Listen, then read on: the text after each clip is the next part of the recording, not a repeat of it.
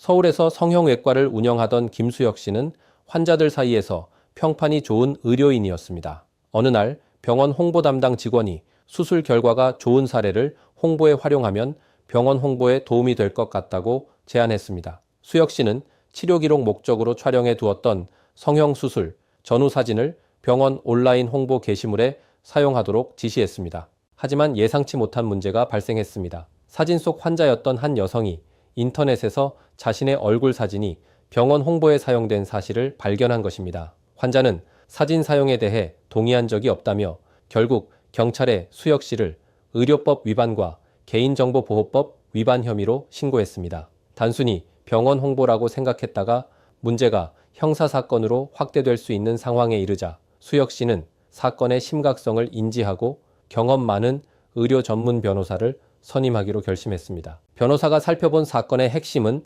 명확했습니다.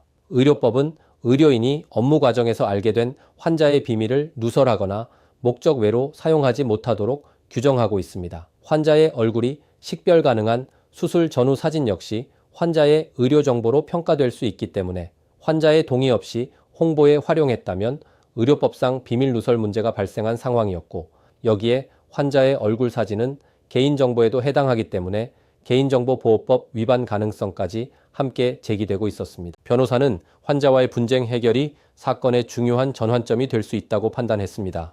우선 병원 홍보 게시물에 올라간 사진을 즉시 삭제하고 관련 게시물을 모두 중단하도록 조치했습니다. 이후 환자 측에 진심 어린 사과의 뜻을 전달하고 피해 회복 방안을 제시하며 협의를 이어갔습니다. 이러한 과정을 통해 결국 환자 측과 원만한 합의가 이루어졌습니다. 변호사는 수사기관에 현재 제기된 혐의를 일체 인정하여 반성하는 태도를 보이는 한편 사건 이후 신속히 사진을 삭제하고 환자와 합의를 통해 피해 회복이 이루어진 점, 수혁 씨가 고의적으로 환자의 정보를 유출하려 한 것이 아니라 병원 내부 관리 절차가 미흡했던 과정에서 문제가 발생한 점 등을 수사기관에 강조했습니다. 검찰은 이러한 사정을 종합적으로 검토하였고 결국 사건을 재판에 넘기지 않고 기소유예 처분을 내렸습니다. 수혁 씨는 형사재판으로 이어지는 상황을 피할 수 있었고 병원 역시 큰 형사 리스크 없이 사건을 마무리할 수 있었습니다.